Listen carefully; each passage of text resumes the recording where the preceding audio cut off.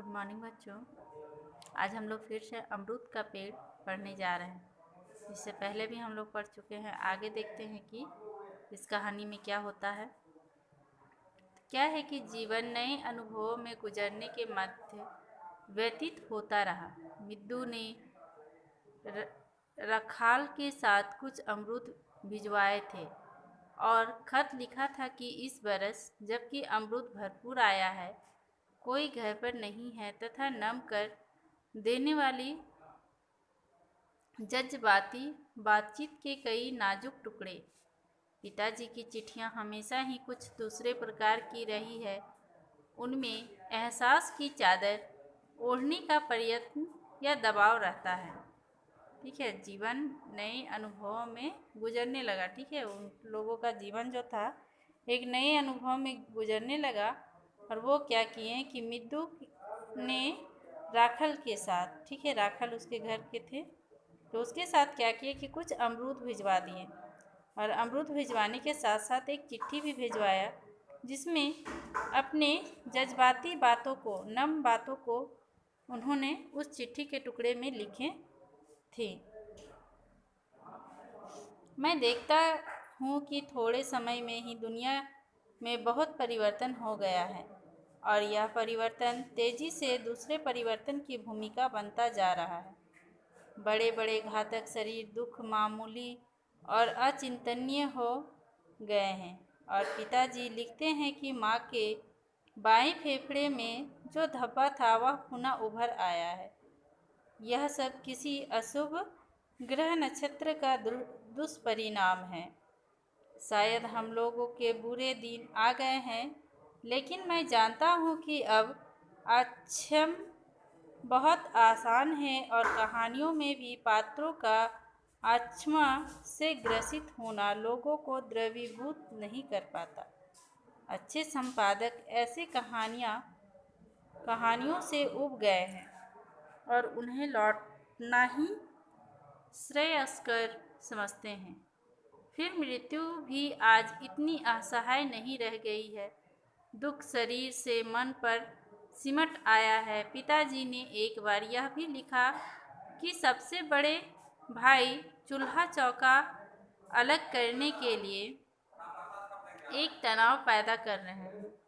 बड़ी चक है बहू, ताज़ी रोटियां तो खुद खा जाती और बासी हम लोगों के लिए रख देती हैं। तुम क्या जानो, हम लोगों का जीना मुहाल हो गया है।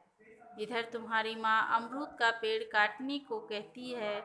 सब लोग उसे अशुभ बता रहे हैं। यदि इस तरह के यह एक सुखद प्रसंग था। हालांकि मैंने अमरूद न काटने की अपनी बात पर ही जोर देने वाली एक चिट्ठी माँ को लिख दी थी। ठीक है, तो इस तरह से उसके पिताजी ने अपने घर के बारे में बताते हुए अपने बेटे के पास चिट्ठी लिखते हैं और वो कहते हैं कि अमरूद का पेड़ जो है वो हम नहीं कटवाने पर ही विशेष जोर दिए हैं।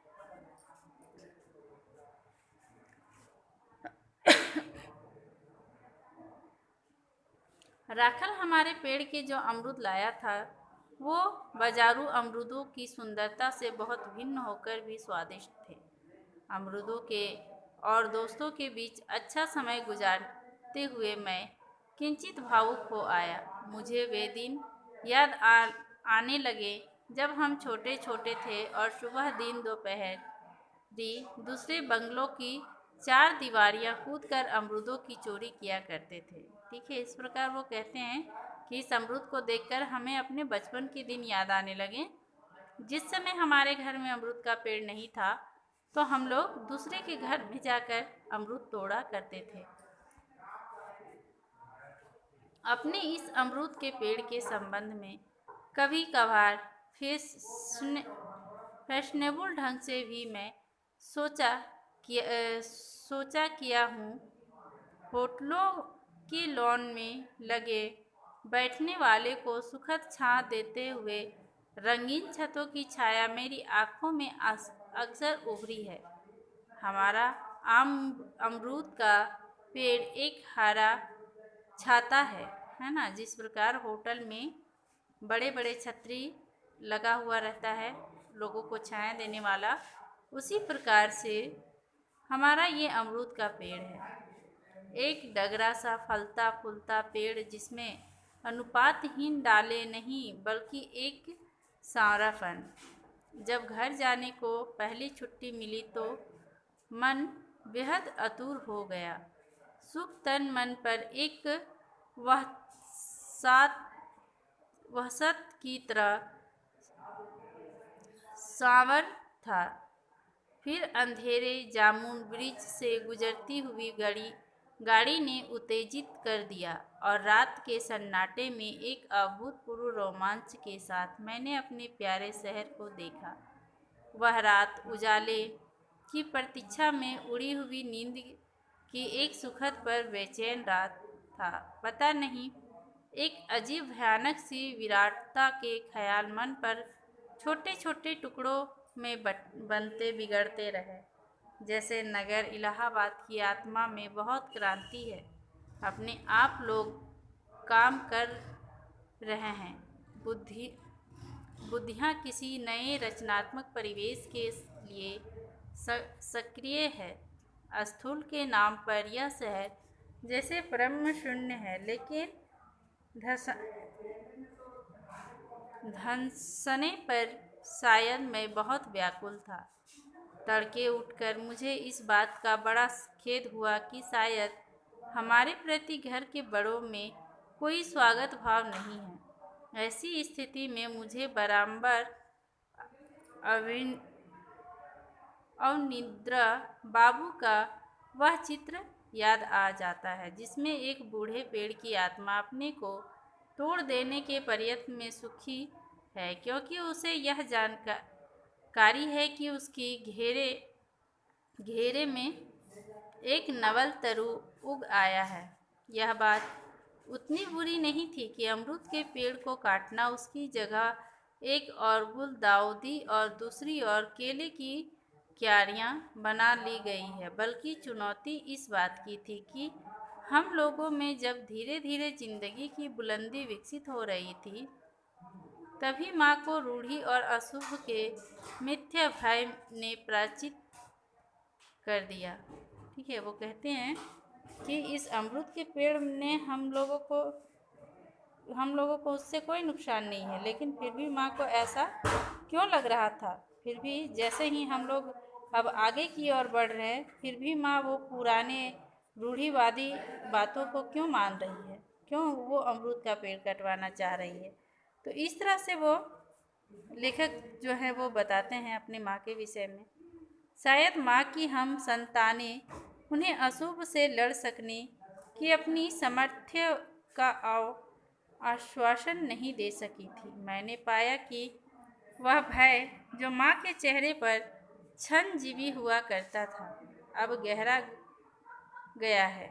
माँ का मन यह मान बैठा था कि बड़ी बहू की अलगाव भावना, सबसे छोटा का निठल्लापन, खुद उनकी बीमारी और लोगों का धंधे से बिखर जाना और कुछ नहीं है। बहुत दिनों तक दरवाजे पर उसी अमरूद के पेड़ के लगे रहने का दुष्परिणाम है, जिसे काफ़ी पहले ही लोगों ने अशुभ बताया था।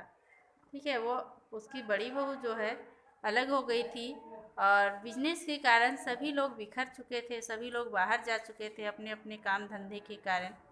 तो यही सब कारणों से वो अशुभ मान रही थी और कहती थी कि शायद यही अमरूद का दुष्परिणाम है, जिसके कारण हमारे साथ मेरा घर जो है वो पूरा तरह से बिखर गया है।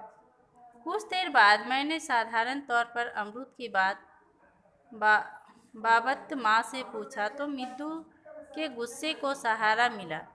उसकी कांडल सी आँखों में एक छोटा सा तूफानी झोंका उठा बैठ गया।